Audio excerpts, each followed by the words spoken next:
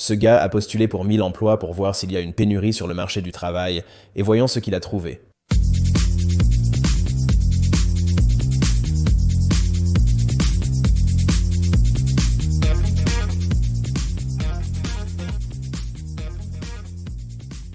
Salut tout le monde, c'est Brian de A Life After Layoff et aujourd'hui je veux réagir à une vidéo que j'ai trouvée qui est apparue sur mon fil YouTube. Il y a une vidéo créée par la chaîne YouTube Logical Finance et dans celle-ci, son titre est Pénurie de main-d'œuvre. Il a postulé à 1000 emplois pour le découvrir et il se lance dans cette expérience où il postule réellement à 1000 emplois et passe en revue tout son processus puis ses résultats. Donc je le regardais et j'avais quelques réactions à cela d'un point de vue de recruteur et j'ai eu l'impression que c'était une opportunité d'apprentissage pour beaucoup de personnes qui avaient du mal dans leur recherche d'emploi. Je vais passer en revue sa vidéo et souligner, de mon point de vue de recruteur, les points sur lesquels il pourrait s'améliorer pour obtenir un meilleur taux de réponse. Ensuite, nous examinerons ses résultats pour voir si nous sommes réellement dans la pénurie de main-d'œuvre dont tout le monde parle. Avant d'aller plus loin, si vous voulez plus de vidéos comme celle-ci d'un recruteur, abonnez-vous en cliquant sur le bouton. Ok, pour être transparent, je ne connais pas Logical Finance et je suis juste tombé sur cette vidéo, la seule de lui que j'ai regardée. Et ma première impression est qu'il fait en fait un travail assez remarquable. Si vous voulez en savoir plus sur la finance, vous pouvez consulter la chaîne Logical Finance, le lien est disponible. Et je veux aussi souligner que ce n'est pas pour critiquer sa vidéo. Je pense qu'il a fait un excellent travail et que la vidéo est de très haute qualité. J'apprécie vraiment cela. En tant que recruteur et coach de carrière, je l'examine sous l'angle de l'optimisation de vos chances dans le processus de candidature afin de décrocher l'emploi idéal pour vous. Allons voir la vidéo sans plus tarder. J'ai postulé à 1000 emplois pour tester l'état réel du marché du travail, souvent décrit comme étant en difficulté. Où sont passés tous les travailleurs? La main-d'œuvre est rare en ce moment, donc je pense que je suis en bonne position. D'accord, donc première chose, 1000 emplois est extrêmement dédié par ce gars, je ne sais pas combien de temps cela me prendrait même avec une candidature facile, c'est de trouver 1000 emplois pour lesquels vous pouvez postuler, pour lesquels vous seriez raisonnablement qualifié, et puis aussi juste l'acte de postuler pour eux, et je veux dire, bravo à lui pour son dévouement à son métier. Actuellement, c'est un marché du travail très difficile d'un point de vue recrutement. Pour beaucoup de postes, je ne peux pas parler du côté horaire. Autant parce que je ne fais pas vraiment beaucoup de ce type de recrutement, mais je sais que beaucoup de détails, beaucoup d'industries lourdes, beaucoup de camionnage, beaucoup de ces types d'industries ont du mal à trouver des personnes d'une main-d'œuvre qualifiée. Et professionnelle, surtout dans des choses comme le logiciel. L'espace logiciel est très compétitif. Il est vraiment difficile de trouver des personnes dans des emplois hautement techniques. Actuellement, vraiment dans l'ensemble, je dirais que les positions que je trouve ne sont pas nécessairement aussi difficiles, sont des choses dans les ventes ou le développement des affaires. J'ai entendu anecdotiquement que la finance est également relativement robuste et il est toujours assez facile de trouver des candidats pour cela. Chers amis recruteurs, n'hésitez pas à partager vos réflexions sur l'état actuel du marché de l'emploi. Voici mon point de vue sur la question. Je vais postuler à ces emplois en utilisant des noms fictifs. Comme cela fait longtemps que je n'ai pas fait mon curriculum vitae, je vais acheter un modèle sur Etsy. D'accord. Donc, le principal problème que j'ai avec cela est que presque tous les modèles que je vois ont une sorte de déclaration d'objectif ou de profil. D'accord. Tout d'abord, s'il vous plaît, n'achetez pas votre modèle de curriculum vitae sur Etsy. Et la raison en est que j'ai moi-même beaucoup parcouru Etsy, j'ai beaucoup parcouru Canva, j'ai exploré de nombreux cadeaux gratuits disponibles. Dans presque tous les cas, les curriculum vitae qu'ils fournissent sont conçus par un graphiste. Et cela ne signifie pas qu'un graphiste ne peut pas concevoir un très beau curriculum vitae. Cela ne signifie pas que vous ne pouvez pas décrocher d'entretiens ainsi, mais en tant que demandeur d'emploi, nous voulons maximiser nos chances d'être remarqués par le recruteur pour obtenir ce premier entretien et avancer dans le processus. Et pas seulement cela, pour être découvrable à long terme, les recruteurs chercheront généralement à travers Google, à travers le back-end de leur système de suivi des candidatures, surtout dans les grandes entreprises, où nous chercherons activement des personnes qui ont postulé à des postes similaires dans le passé et nous pourrions vous recontacter pour un rôle différent. C'est pourquoi souvent, un recruteur d'une entreprise à laquelle vous avez peut-être postulé il y a longtemps et dont vous n'étiez pas sûr ou ne vous souveniez pas, sortira de nulle part. Ils vous contacteront suite à une recherche booléenne sur leur système de suivi des candidatures vous ayant sélectionné. Pour les curriculum vitae qui sont dans Sur Etsy et des sites similaires, ces modèles vous rendront essentiellement invisibles par leur disposition. Les graphistes ont les meilleures intentions en tête, mais en réalité, leur objectif final est de concevoir un curriculum vitae qui a l'air vraiment joli plutôt que d'être réellement fonctionnel. Je recommande d'opter pour quelque chose de propre et simple, sans graphique ni colonnes superflues. Gardez-le aussi épuré que possible. Nous souhaitons une découvrabilité optimale. J'ai créé un modèle de curriculum vitae approuvé par les recruteurs dans mon cours sur l'optimisation des curriculums vitae. C'est donc un peu une promotion éhontée, mais si vous cherchez un modèle qui aurait réellement la capacité d'obtenir vos résultats, alors vérifiez celui-ci. En général, tu as un petit test de litmus pour votre curriculum vitae. Et si vous postulez pour un emploi et que vous constatez que vous devez faire beaucoup de saisies de données manuelles après avoir postulé, comme mettre votre adresse, vous devez mettre votre numéro de téléphone parce qu'il ne s'affiche tout simplement pas correctement. C'est un bon indicateur pour vous que votre curriculum vitae n'est pas conforme au système de suivi des candidatures. Le système de suivi des candidatures ne scanne pas correctement votre curriculum vitae pour pouvoir l'extraire et peupler l'arrière-plan du système de suivi des candidatures. Donc, si vous constatez que vous postulez à des emplois et que vous corrigez beaucoup les données qu'il extrait, alors vous voudrez peut-être envisager un style de curriculum vitae différent à l'avenir. Revenons donc à son point. Laissez-moi revenir un peu en arrière. Je remarque une section de profil ou une déclaration d'objectif. Je devrais probablement la supprimer. Je ne suis pas un expert en curriculum vitae, mais j'ai toujours trouvé ces sections un peu inutiles et ridicules. Je ne suis pas en désaccord avec lui sur la déclaration d'objectif. Cependant, j'aime voir un résumé de carrière car cela aide. Vous marquez ou vous profilez correctement auprès d'un recruteur car dans tous les cas, nous ne pouvons pas lire votre curriculum vitae très rapidement et déterminer quel type de profil vous êtes, donc je suis d'accord avec la déclaration d'objectif, mais je ne supprimerai pas nécessairement tout ce dont il parle. Donc, à mon avis, le meilleur scénario est qu'il ne donne aucune information étant donné que je vais postuler à 1000 emplois. Je veux faire le moins de personnalisation possible. D'accord. Pour les besoins de cette vidéo, je comprends pourquoi il fait le moins de personnalisation possible, car il essaye d'obtenir un test de base, mais en général, vos résultats seront beaucoup moins impactants lorsque vous ne personnalisez pas votre curriculum vitae. C'est la chose la plus impactante que vous pouvez faire. Donc, si vous ne retenez rien d'autre de ma chaîne, surtout en ce qui concerne les curriculum vitae, c'est de personnaliser votre curriculum vitae, car c'est la plus grande chose que vous pouvez faire pour augmenter vos chances d'obtenir un rappel. Donc, je suis déjà un peu sceptique par rapport à ces résultats, car premièrement, il utilise un modèle qui n'est pas approuvé ou conforme à le système de suivi des candidatures, et le curriculum vitae qu'il va prendre sera probablement assez mauvais. Et ensuite, deuxièmement, aucune personnalisation et il semble avoir des problèmes de titrage. Donc nous nous préparons déjà à des résultats très très limités, juste sur la base de ce qu'il dit. J'ai acheté et rempli quelques curriculum vitae et je pense que nous avons maintenant des gagnants. Je dois admettre que remplir des curriculum vitae était plus difficile que je ne le pensais.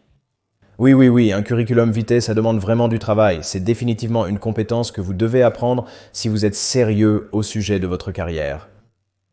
Et jetons juste un rapide coup d'œil à ce curriculum vitae jeu. J'espère que ce n'est pas la version qu'il envoie parce que vous avez des informations de contact générique, une université générique. C'est tout simplement, on dirait qu'il ne l'a même pas personnalisé du tout. Je veux dire, on dirait que cela pourrait venir directement du modèle lui-même. Voyons donc s'il a réellement créé quoi que ce soit de tout cela. Mais oui, cela demande beaucoup d'efforts et nécessite certaines compétences. Rédiger un bon curriculum vitae qui obtient des résultats demande de savoir ce que vous faites. Si vous postulez pour des emplois, espérons que vous ne postulez pas pour un millier d'emplois sans obtenir de résultats. Mais si vous postulez pour un emploi après l'autre sans obtenir de résultats, en supposant que vous êtes qualifié pour le poste, c'est presque toujours un problème de curriculum vitae. Donc, pour revenir à nos moutons, si votre curriculum vitae ressemble à cela, je peux certainement comprendre pourquoi je suis très sceptique quant à ses chances d'obtenir de bons résultats. J'ai rempli ces informations comme j'aimerais les voir en tant qu'employeur potentiel. D'accord. Je ne suis pas sûr du type d'employeur que vous aimeriez être, mais en tant que recruteur, ce n'est pas du tout ce que j'aimerais voir dans un curriculum vitae. Donc, j'ai ces deux curriculums vitae différents et je pense que je vais faire un total de 2 versions différentes pour chacun. J'aime avoir des versions de curriculum vitae. Je recommande que vous ayez plus d'une version de votre curriculum vitae, surtout si vous avez plusieurs secteurs dans votre carrière. Nous voulons avoir des curriculum vitae personnalisés pour chaque secteur particulier. Nous ne voulons pas être un touche-à-tout sur notre curriculum vitae. Nous voulons nous spécialiser et être vraiment précis sur le type de curriculum vitae que nous soumettons. Vous obtiendrez de bien meilleurs résultats qu'en étant un touche-à-tout. Où le candidat s'attend à obtenir son diplôme universitaire dans les prochains mois, et un autre où notre candidat n'est jamais allé à l'université et n'a qu'un diplôme d'études secondaires. Donc, une fois tout dit et fait, nous allons avoir 4 curriculum vitae. Chaque curriculum vitae aura une version universitaire et une version lycée, et nous allons échanger les noms Démétrius et Tanner sur chacun. En ce qui concerne l'expérience professionnelle, je vais avoir une version avec le détaillant bien connu, l'autre va être une chaîne de restaurants bien connue et bien respectée. D'accord. Donc je suppose que le curriculum vitae qu'il vient de nous montrer était juste un modèle. Espérons qu'il le personnalise un peu, ce qui semble possible. Je note toutes les réponses. Je crée une nouvelle adresse email et un nouveau numéro de téléphone pour chaque curriculum vitae pour chacun de nos candidats. Après beaucoup d'efforts, nous sommes prêts à candidater à des postes. Ce gars est super dévoué à cette vidéo alors qu'il n'est même pas un expert en carrière. Je pense que le focus de sa chaîne est sur la finance, mais je salue son dévouement ici.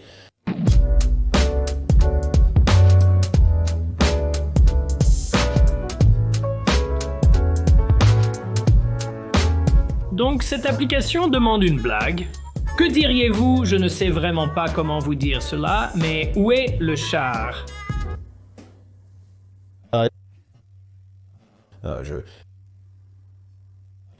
Je sais que cette entreprise essaye d'être mignonne et réaliste. Cette chose de raconter une blague ne va probablement pas être un facteur d'élimination. Ils essaient probablement juste de rendre la chose légère, donc je suppose que je peux apprécier cela du point de vue du responsable du recrutement ou de l'autorité de recrutement. Cela dit, quand les entreprises mettent ce genre de choses, c'est assez agaçant parce que cela nécessite le chercheur d'emploi peut avoir de l'anxiété à propos de, je ne sais pas, de bonnes blagues, et ils vont penser qu'ils vont perdre l'opportunité. Et puis c'est aussi juste ajouter une autre couche, une autre étape dans un processus. Workcoach, un employeur dira, si vous êtes vraiment intéressé par notre poste, suivez tout notre processus de recrutement. Je ne suis pas totalement en désaccord, mais quand quelqu'un cherche activement un emploi, il postule généralement à des dizaines d'offres simultanément. Et ce genre de choses est plutôt agaçant. D'accord, en voici une. Parlez-vous espagnol? Je dirais oui, et entre parenthèses, C, qui, si vous ne le saviez pas, signifie sûr en espagnol. Donc la façon dont je postule réellement à tous ces emplois est l'une des deux méthodes. D'abord, j'ai pris une liste des entreprises du SP500, donc 500 des plus grandes entreprises aux États-Unis, et je vais simplement sur leur site de carrière et je cherche des emplois de niveau débutant. En effet, cette méthode peut être efficace pour décrocher un emploi. Si vous avez des entreprises cibles que vous aimez, en allant directement sur le site web d'un employeur, vous aurez généralement la liste la plus précise. Car souvent, les offres d'emploi sont récupérées par des plateformes et ensuite les employeurs les retirent une fois qu'elles sont pourvues ou qu'ils ne cherchent plus à pourvoir le poste. Peut-être qu'ils annulent le recrutement et si l'offre a été récupérée par une plateforme d'emploi, cette dernière ne la retirera pas toujours avec précision. Ils devront donc annuler les recrutements sur chaque plateforme d'emploi. Mais beaucoup d'entreprises ont un service qui, lorsque vous publiez l'offre d'emploi sur votre système de suivi des candidatures, la diffuse sur un grand nombre de sites. Honnêtement, j'ignore sur quels sites mes offres d'emploi sont publiées pour pouvoir les annuler. Entrée incomplète ou invalide. Liste des emplois, il vaut vraiment la peine de se rendre sur le site de l'employeur pour le faire. La prochaine méthode est que je vais sur des sites de carrière comme Indeed Career Builder et je recherche des emplois de niveau d'entrée là-bas. Je trouve des entreprises et des postes à travers cela. Si vous voulez en savoir plus sur les meilleurs sites d'offres d'emploi, j'ai récemment fait une vidéo comparative où je parle notamment d'Indeed.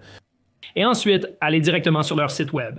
D'après mon expérience, lorsque j'ai reçu des candidatures, cela avait toujours beaucoup plus de valeur si elles étaient envoyées directement sur notre site web plutôt que sur un site d'offres d'emploi. Généralement parlant, je dirais oui, je suppose que ça signifie plus. Pour moi, c'est surtout de la paresse de ne pas vérifier plusieurs sites d'offres d'emploi. Je peux simplement aller sur mon système de suivi des candidatures où toutes mes candidatures sont regroupées. il faut postuler via le site web de l'entreprise pour être en règle, donc mieux vaut postuler directement sur leur site. Cependant, le temps, c'est de l'argent, et si vous postulez à de nombreuses offres, vous ne serez probablement pas sur le site de chaque employeur pour chaque offre qui vous intéresse. Vous voulez juste faire des candidatures rapides. Et avec ce clic ici, je crois que c'est la 1000e candidature. Cela a pris beaucoup plus de temps que je ne le pensais. Ouais, sans blague, 1000 candidatures en 14 jours. Je suis très impressionné par la détermination de ce gars. Le pire dans le processus, c'est que vous téléchargez un curriculum vitae et ensuite vous n'avez pas à remplir toutes les informations. Mais lorsque le système tente de télécharger vos informations dans les champs mais le fait incorrectement, alors vous devez revenir en arrière et supprimer toutes ces informations, puis les rajouter à nouveau. C'est exactement de quoi je parlais à travers un modèle de curriculum vitae non conforme. C'est exactement le problème, vous le téléchargez et tout à coup il indique que votre nom de famille est compétent en Excel. Et la raison pour laquelle il fait cela, c'est le design, C'est ce modèle-là qu'on l'a vraiment fait et j'ai pu prédire qu'il le ferait avant même qu'il ne le fasse. Et c'est pourquoi vous dites ne voulez pas utiliser un modèle de curriculum vitae d'un graphiste parce que ce n'est pas leur domaine. Si vous allez utiliser un modèle, utilisez un modèle de quelqu'un qui est spécialisé et vit et respire ce truc tous les jours. Le deuxième pire est le test d'évaluation. Au lieu de prendre 2 ou 3 minutes pour postuler à un emploi, vous faites un test d'évaluation et vous parlez 15, parfois 22 minutes pour postuler à un emploi. Les premiers étaient un peu amusants, mais après 2 ou 3, ils étaient simplement brutaux. Oui, voici le deal sur les tests d'évaluation. Et les employeurs, si vous regardez ceci, arrêtez avec le stupide test d'évaluation au niveau de la candidature. C'est absolument complètement non candidat. L'expérience du candidat est terrible avec cet entretien amical non axé sur lui.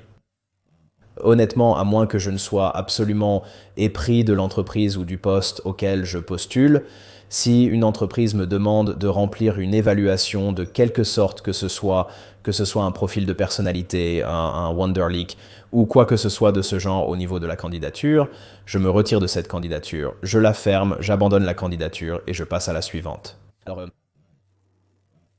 vous devez déterminer combien vaut votre temps pour vous et une entreprise qui met cela en place. À mon avis, une entreprise qui met en place une évaluation et exige que chaque candidat la remplisse ne valorise pas votre temps. Alors pourquoi devriez-vous leur accorder plus de votre temps? Alors prenez votre décision. Je ne vous dis pas que vous devriez abandonner une candidature à un emploi qui nécessite une évaluation, mais je réfléchirai longuement à savoir si je voulais vraiment ce travail à ce point. Pour ma part, je ne poursuivrai pas une telle candidature. Une chose surprenante dans ce processus est le vieux même du travail de niveau d'entrée qui nécessite 3 à 5 ans d'expérience. Je ne l'ai pas suivi pour tous les 1000 emplois, mais j'ai pris un échantillon de 50 des emplois pour lesquels j'ai postulé. Sur ces 50 emplois, 21 ont explicitement mentionné dans le titre ou la description qu'ils étaient de niveau d'entrée. Sur ces 21, seulement 2 ont spécifiquement dit qu'ils nécessitaient de l'expérience. 6 autres ont évoqué leur expérience préférée. Le reste de ces 21 n'a rien dit sur l'expérience requise, l'expérience préférée, et certains ont même annoncé qu'aucune expérience n'était requise. Donc je pense que le même est en quelque sorte vrai dans une certaine mesure, mais devient un peu exagéré plus que la réalité. Voici le deal sur les emplois de niveau débutant. Lorsqu'un employeur publie une offre d'emploi de niveau débutant, il m'arrive souvent de recevoir des messages de personnes qui me la signalent. Les recherches d'emploi mentionnent souvent une exigence de 5 à 7 ans d'expérience. Je pense que les gens réagissent de manière excessive là-bas parce que quand vous publiez une offre d'emploi, nous ne le faisons pas physiquement sur LinkedIn. Cela se diffuse via un système de suivi des candidatures auquel je n'ai même pas besoin de me connecter. Vous devez en fait sélectionner cela. Et je suppose que c'est l'apprentissage automatique qui fait cela, en supposant que ce sont les classifications de niveau d'entrée qui sont un menu déroulant. Et encore une fois, parce qu'il l'extrait automatiquement de notre système de suivi des candidatures et se dirige vers ces différents tableaux d'offres d'emploi, j'imagine que c'est plus un problème d'intelligence artificielle qu'une erreur humaine. Utilisez le niveau d'entrée avec précaution. Il n'est pas précis, mais ce n'est probablement pas son but initial. Je regarderai attentivement l'annonce pour voir ce qu'elle dit, car j'ai vu des postes de directeur senior répertoriés comme niveau d'entrée, ce qui n'est clairement pas le cas. Et cela montre aussi que lorsque vous recherchez des emplois, vous voudrez peut-être collecter ou sélectionner chacune de ces catégories, niveau d'entrée, milieu de gamme et exécutif, car vous pourriez trouver d'autres emplois là-dedans. Il est préférable de rechercher par le titre du poste plutôt que de rechercher par le niveau d'expérience. J'ai donc entendu parler d'une entreprise qui demandait une fois 10 ans d'expérience dans un langage de programmation qui n'existait que depuis 7 ans. Oui, c'est assez courant. C'est probablement un recruteur qui ne connaît pas vraiment la technologie qui écrit cela, ou peut-être un responsable de recrutement trop zélé. Cela ne signifie pas que vous ne devriez pas poursuivre l'entretien. C'est une sorte de « oh, j'entends celui-là ». Je ne sais pas si c'est vrai ou non, mais c'est assez drôle. Mesdames et messieurs, il est temps pour les résultats. J'ai mis un costume et une cravate en l'honneur des entretiens d'embauche manqués. Notre objectif était de postuler à 1000 emplois. Après vérification, nous avons postulé à 1003. Nous avons reçu 259 demandes d'entretien et 47 refus nets. De rejet direct. En plus de tout cela, nous avons reçu un total de 259 demandes d'entretien. Nous avons également obtenu 47 refus nets. En plus de tout cela, nous avons reçu 87 appels où ils n'ont pas laissé de message et je n'étais pas sûr d'où venait l'appel. Je veux dire, honnêtement, si vous mettez 1000 candidatures, il obtient un taux de réponse de 27 ou 28. C'est vraiment très bon. Je suis un peu choqué par le jeu. Certes, ce sont des postes de niveau d'entrée qui sont relativement mal rémunérés, mais c'est un taux de réponse assez choquant, surtout pour l'utilisation d'un site modèle et sans personnalisation. Pour moi, cela prouve que les entreprises sont désespérées pour la main-d'œuvre en ce moment. Si nous supposons que tous ces appels étaient faits pour fixer un entretien, cela porterait notre taux de retour à 35. J'ai décidé de les jeter cependant.